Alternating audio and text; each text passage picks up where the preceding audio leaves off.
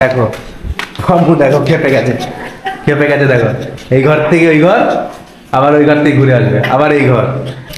তো আমি আর দাদু দুই ভাই মিলে বেরিয়ে পড়লাম বাজারে। এখন বাজার করতে যাচ্ছি। ফুলকপির সাইজ গুলো দেখো এক একটা।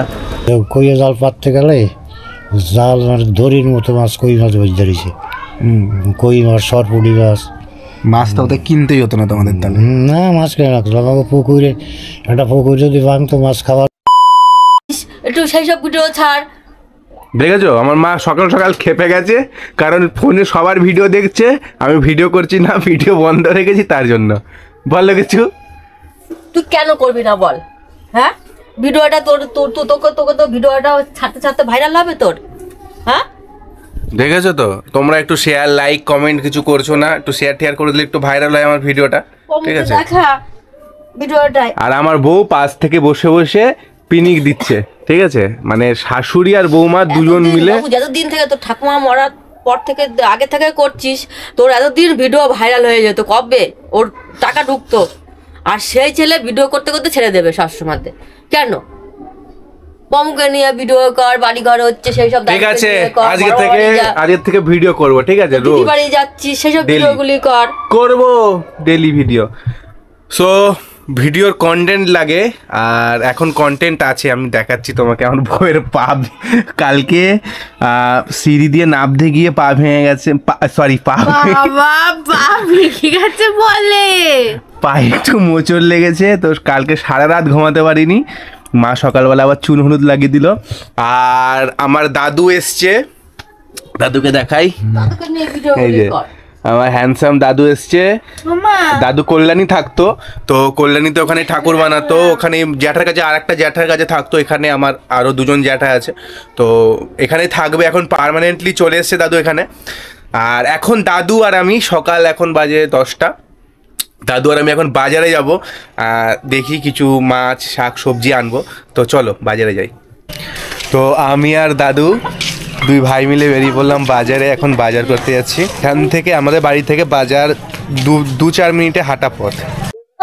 মাটা কত করে? 250। ফুলকপির সাইজ গুলো দেখো এক একটা,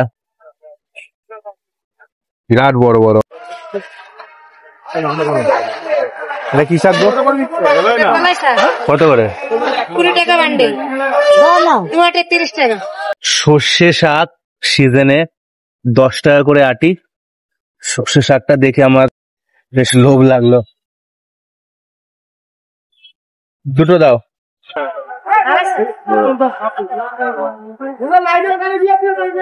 যদিও বা শাক নিয়েছিলাম কলই শাক, ঠিক আছে, তারপরে সর্ষে শাকটা দেখলাম, লোভ সামলাতে পারলাম না, ওটাও নিয়ে নিলাম।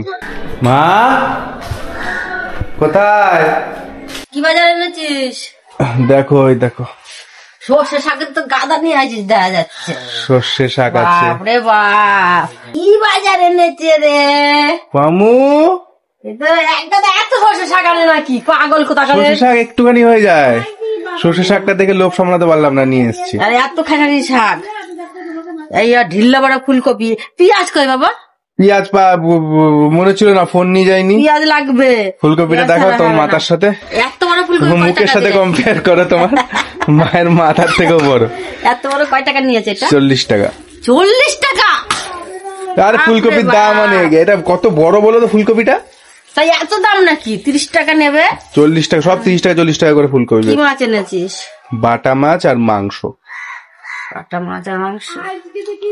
পমুর তো খাবার আনতে পারলাম না। পমুর খাবার আনতে পারলাম না, গিয়ে আনবো, এখন একটু পরে যাবো। পমুর খাবার আনতে পারিনি তো।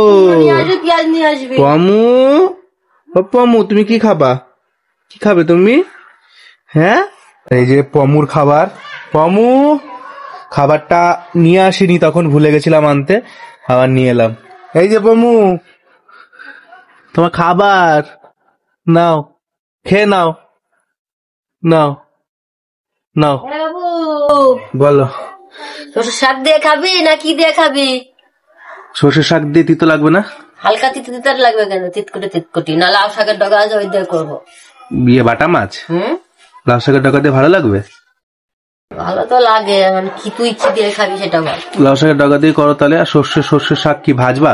তো সরষে শাক ভাজবো, আবার খেসারির শাক ভাজবো, কত করবো। সর্ষের শাক ভাজো তাহলে, আর লাউ পাতা দিয়ে করো ওটা।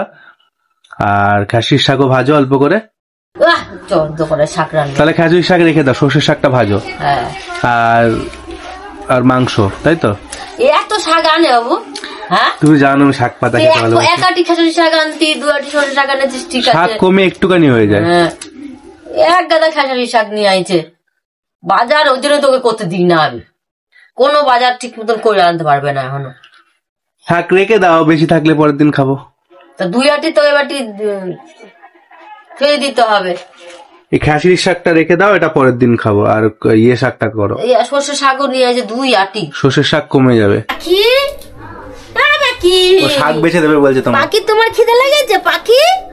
পাখি, পাখি, এটা আমার নঞ্চ পাখি।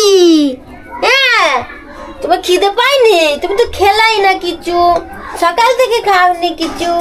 হ্যাঁ, কি খাবা তুমি? সর্ষের শাক খাবে ও। মাংস খাচ্ছে না, তারপরে কি খাবে ও বলতো? ওই যে শাক পাতা খাবে বলছে। এটা খাবা? ধার সর্ষে শাকে। দেখো আম্মু, দেখো খেপে গেছে, খেপে গেছে। দেখো, এই ঘর থেকে ওই ঘর, আবার ওই ঘর থেকে ঘুরে আসবে, আবার এই ঘর, আবার আবার ঘুরে। এই যে এই খাপা, এই খাপা, এই খাপা, এই খাপা, এই যে এই খাপা, খাপা, এই যে এই যে খেপে গেছে পুরো। দেখো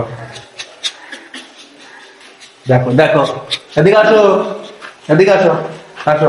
দেখো হাঁপাচ্ছে, এই দেখো, এই দেখো, তাও খ্যাপামো ছাড়বে না। এই যে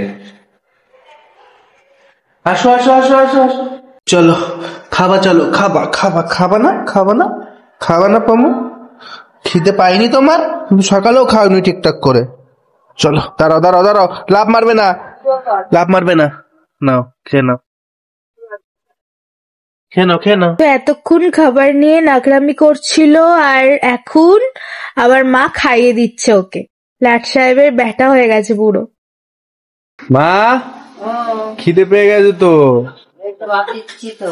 হয়নি এখনো? দাদু হয়ে গেছে, দাদু স্নানটা করে আসুক। খুব সুন্দর গন্ধ বেরিয়েছে মাংসর। বসো বসো দাদু, বসো তাড়াতাড়ি, খিদে পেয়েছে খুব। এখন তো সর্ষে শাক খেয়ে তিতো লাগছে নাকি? তিতে তো একটু লাগবে। সর্ষে শাক একটু তিতো তিতোই হয়। সর্ষে শাক, লঙ্কা শাক, সর্ষে শাক, তারপর মটরশুঁটি শাক, মটর শাক তিতো তিতো তিতো লাগে। হেলেঞ্চা, সর্ষে এটা। হ্যাঁ সর্ষে।